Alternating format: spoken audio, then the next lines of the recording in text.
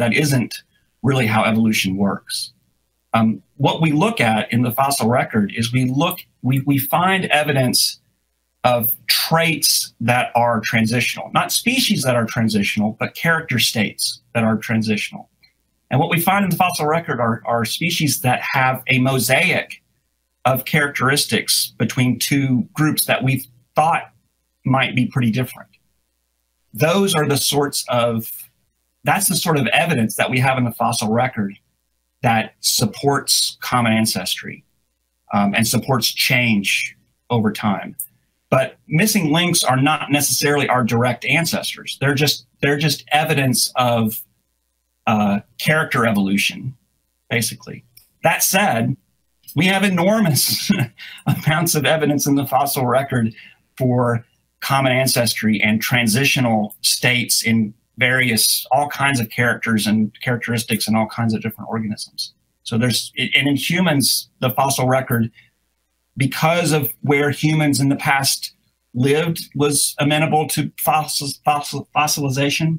And also because there's just so many people interested in humans, there's more people looking for those fossils. So we have an enormously rich and record of human evolution.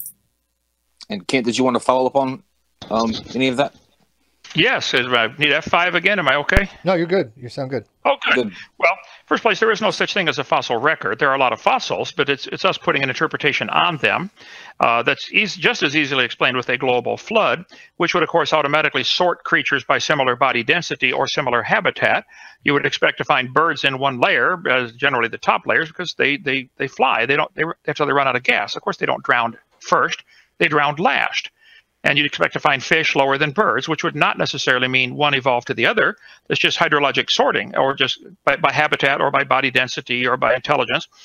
There's no evidence of any change over time. And even if there were, using a fossil to claim it's some kind of a transition, this is ludicrous. Wouldn't hold up 2 seconds in an honest court of law. All you know is the creature died. You don't know it was the ancestor of anybody. And all we observe is dogs produce dogs and cows produce cows. You can believe they're related if you want and draw a line on paper if you want, but that's not science. Science is things we observe, study, test, and demonstrate. Go breed your dogs and breed your cows and come up with something other than a cow or a dog. It's never been, and they've tried. They've tried and tried to get faster horses for racing. So far, all they've ever been able to get is a horse. Why don't you breed wings on it and fly around the track? If I can ask, Ken, because you have mentioned this before, sure. If we do find a fossil, why does it matter if that particular fossil has had offspring or not? My point would be, in a court of law, you could not prove that it is the ancestor of anybody. Why would it? My question is, why would it matter, though? Well, because this is what they're claiming is their evidence for their theory. And it's not evidence for anything. It's evidence something died.